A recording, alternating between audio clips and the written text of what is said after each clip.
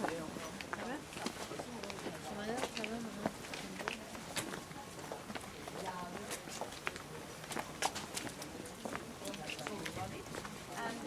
also the right place where to show you the way out, just in case of problems. If you get lost, there's a gate in front left. So that is the exit. You pass through the gate to go down the steps. At the very end of the steps, you turn to the left to go back to the Hotel Victoria. So you have to move to the front.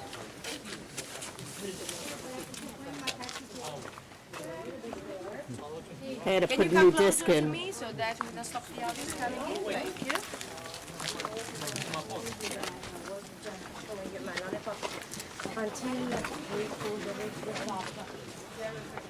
Good morning. Here we are.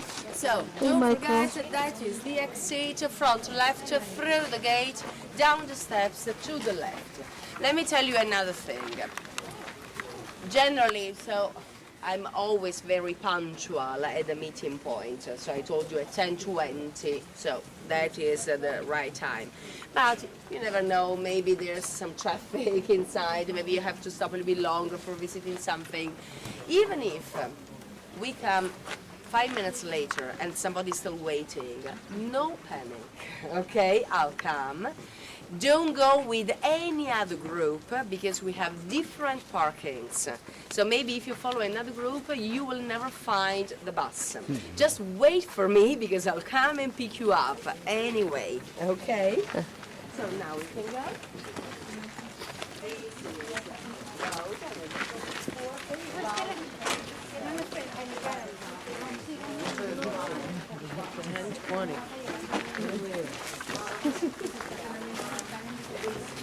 Our tour guide is crazy.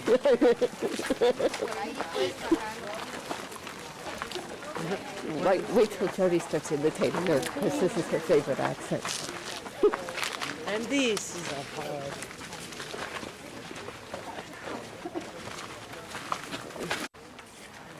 Mount Vesuvius. Can you take us a picture? Sure. The background of the town of Pompei, but it was quite distant from the town itself. We have about 6 miles of distance between Pompei and Mount Vesuvius. Maybe this is the reason why, when the disaster struck, the lava didn't fall down this way. Pompei was covered by ash, by pumice stones, so we never talk about lava. The lava just fell down the other side of the crater by covering the other town, the one of Herculaneum. In Pompei, instead, the archaeologists had to remove only 21 feet of ash. I tell you only 21 feet because in Herculaneum, the second archaeological site, the feet to remove were 60 and 60 feet of lava and mud, so that was really complicated. They started digging here in Pompei in the year 1748, and we're still doing. Not always, because you know we don't have so much money at our disposal to go on all the time. But we still have let's say 1/4 of the town underneath, and the rest instead was already brought to light. From here, if you look always towards Mount Vesuvius, you can see an important temple right in the middle of the square.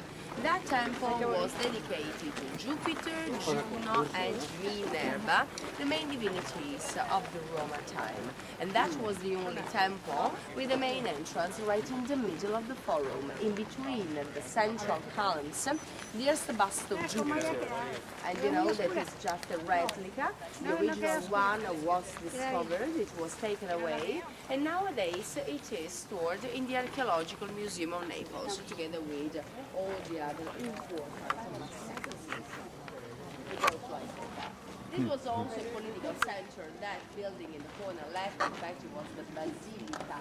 Nowadays it's a church. In the past, that was the Justice Palace, with a second story, just used as a stock exchange by all the foreigners who came here to buy something in the markets. They first turned their silver bars into money, then they had the square to go to the side of the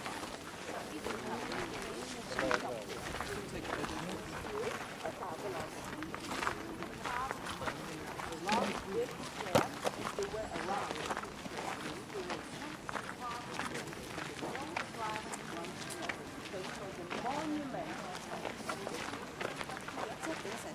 muy bueno el clima porque no se toca. Cuando yo vine me acuerdo de eso. Los japoneses se quitaron los zapatos y el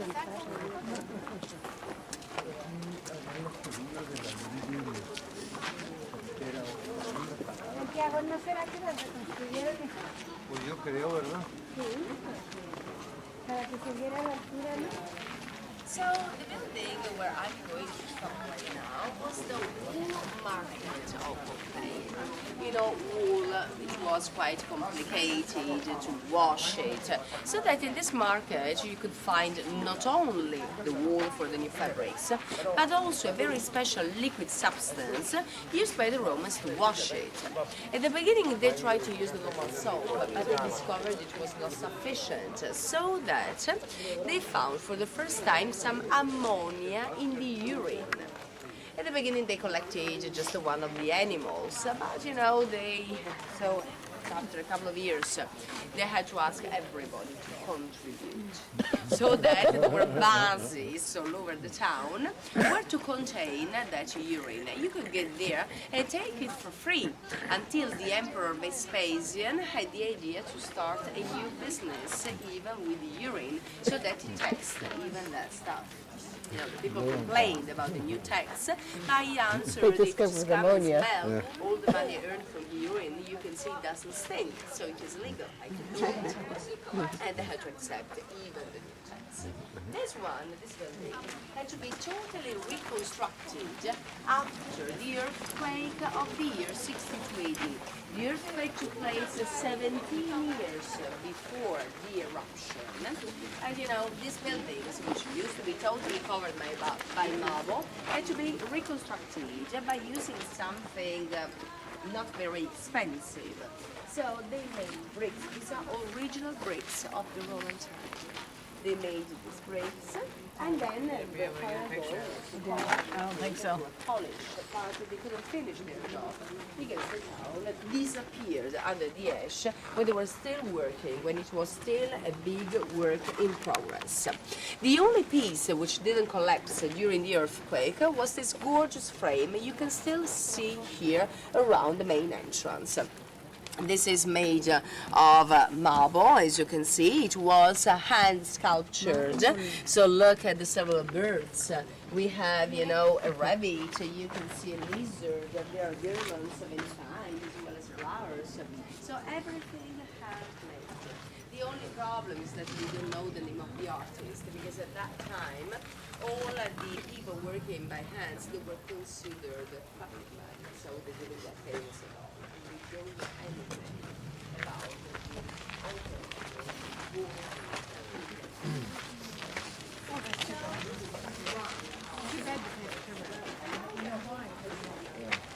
Like the top part of the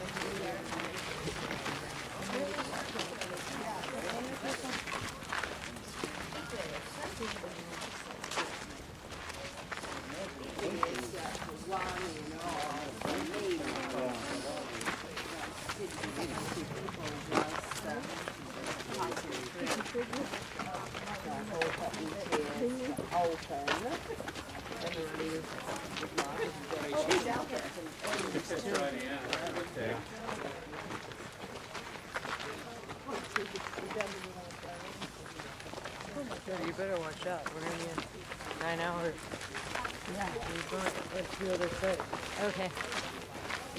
No battery. I know.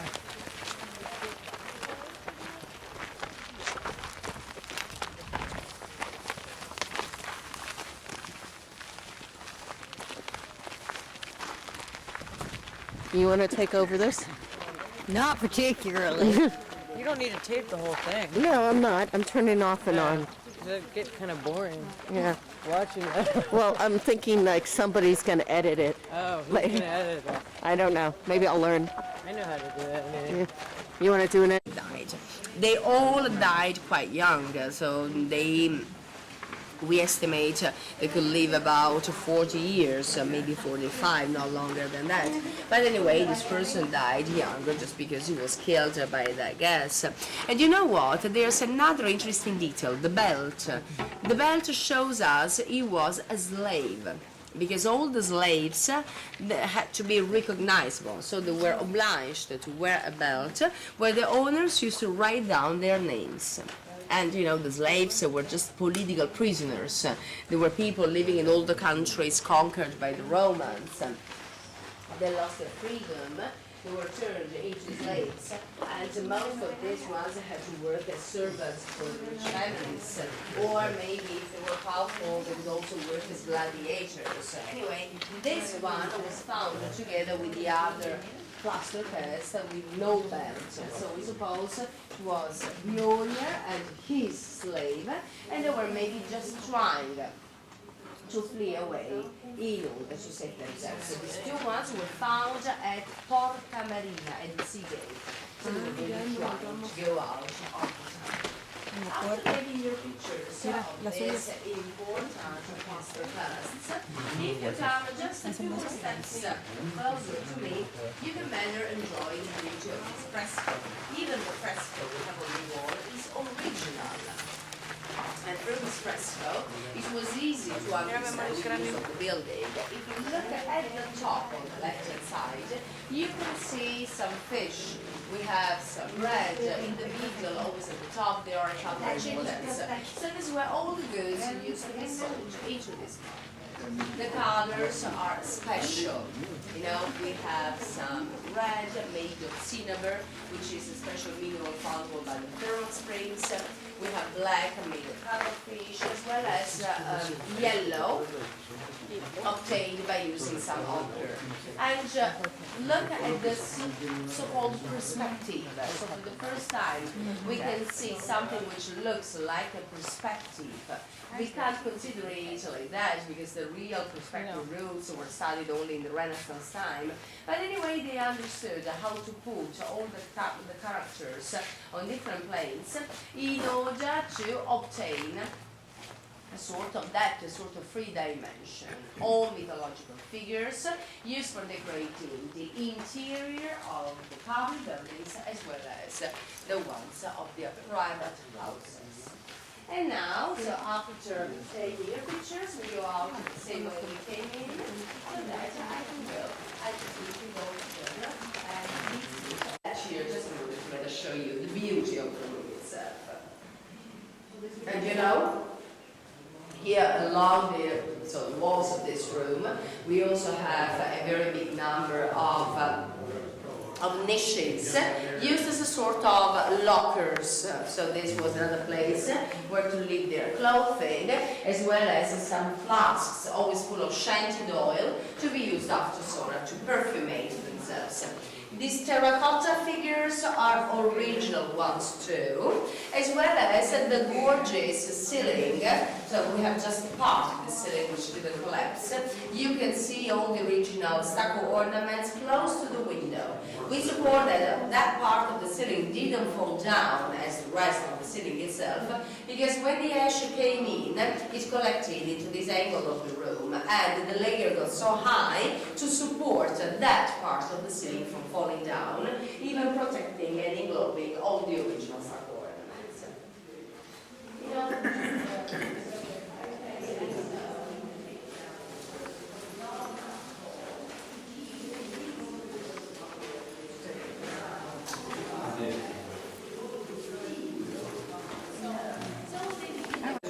Inside when they came out, and they could refresh themselves by this fountain. This fountain is the masterpiece of this room, because this is a monolithic one single piece of Carrara marble, which is the best one we still have in Tuscany. So they had to import it from Tuscany all the way down to Pompei. It was a very expensive marble, and for this reason we are sure that the fountain was dedicated to this spa by a couple of politicians, because the politicians in the past, they knew that they had to do something for the citizens if they really wanted to be elected. So we have the names of the two politicians written down the edge of the fountain itself. You can see here these letters carved and filled in some bronze. And they also wrote down how much they paid for which is not very nice in my opinion. But anyway, nowadays we can compare the prices. Let's say that it costs about 5,000 euros. It was quite a big price for a view from. So take your pictures, then we go out. Ahí le pusieron cuánto costó. ¿Quién la hizo? ¿Cuánto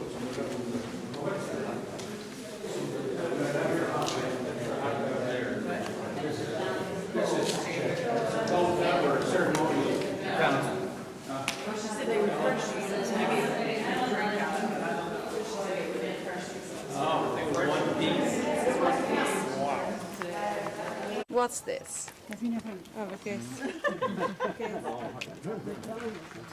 Yeah, but you are right.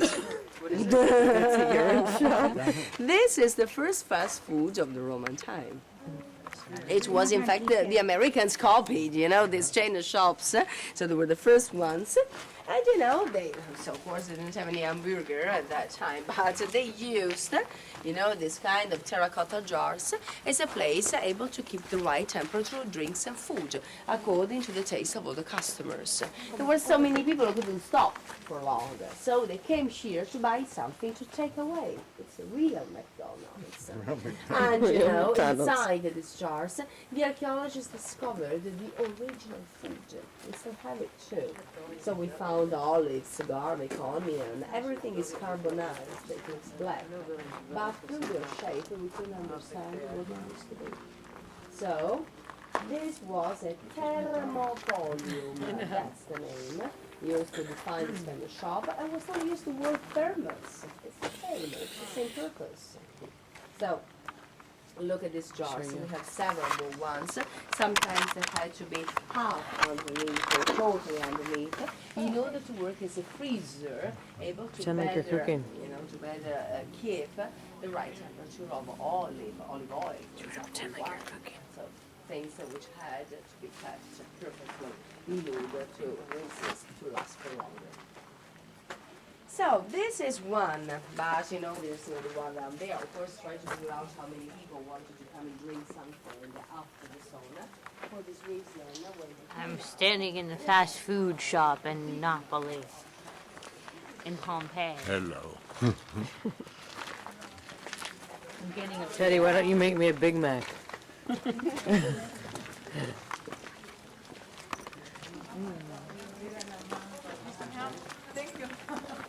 Teddy, you want to make me a Big Mac? Sure. Go prepare it. Okay, there you go. Fast food. Look at this tall archway. So they were to Wow. even to open a sort of sewer in this town, but the sewer. It's a 50-yard dash right there. So that most of the streets were quite dirty, and nobody wanted to walk on that stuff. For this reason, they preferred jumping on these stones to go to the other side of the street. They really had to jump anyway, because look, there's a certain distance between the stones. Something they needed, because otherwise the chariots are for long. And nowadays instead, the archaeologists are convinced that the tracks were made for the chariots. This is a chariot track. Poor doggy. They had to follow in order to balance Homeless the dogs everywhere. avoiding the accidents. And so nowadays, we use exactly the same distance for the railways. So it means that it works perfectly, and it is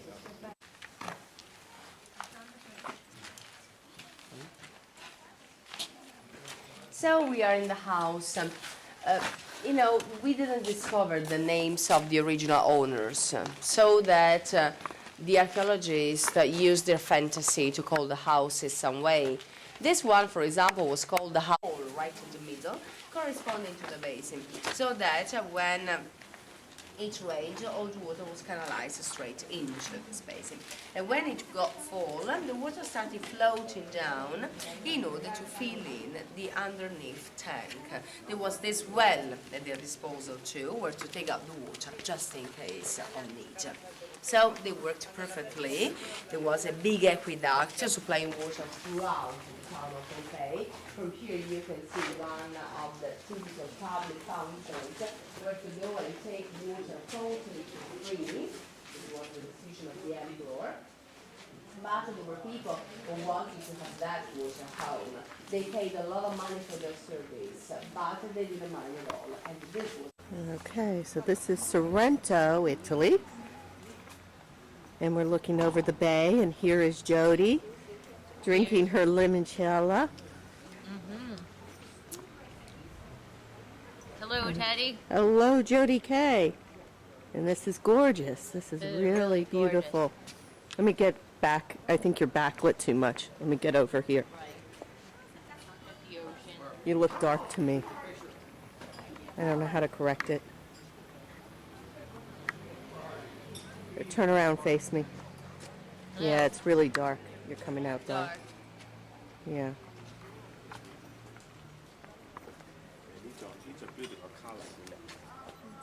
Oh, look at that. Mountains. And there's Mount Vesuvius in the distance. Yeah. From Napoli.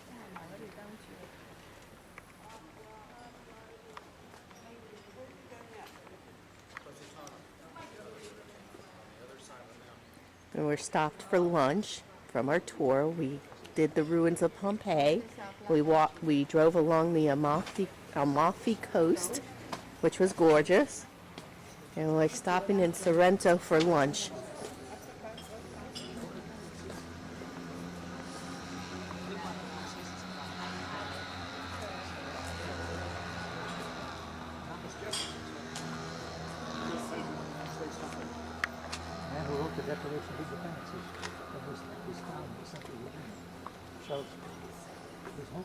Pretty.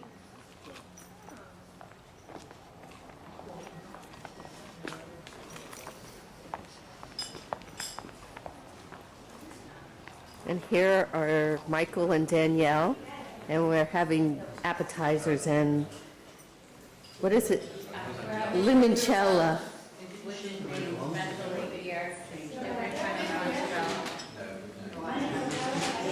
And Danielle is enjoying her limoncello. And so is Michael.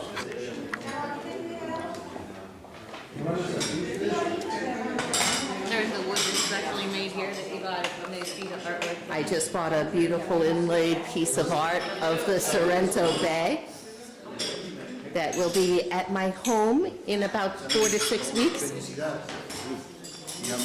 Too done. We got another one? Whose is this? That's yours. Yeah.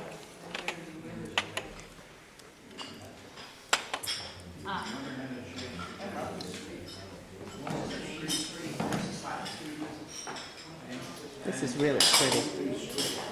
What? This is really pretty. I like this slice. Really pretty.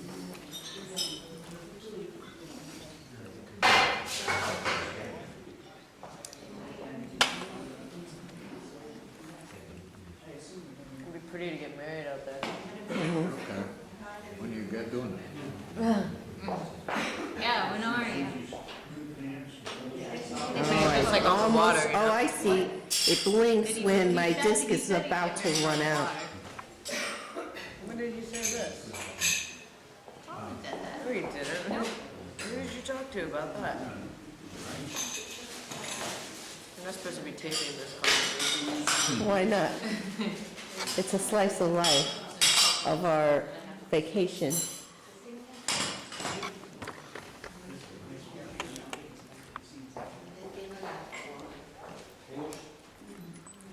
You and I won't be able to do that. Live on the islands along the Amalfi Coast. These are the islands. They really exist. The mermaids maybe didn't exist. So we still have a very modern island. That biggest one, the biggest one of the three ones, used to belong to the Russian dancer Nureyev.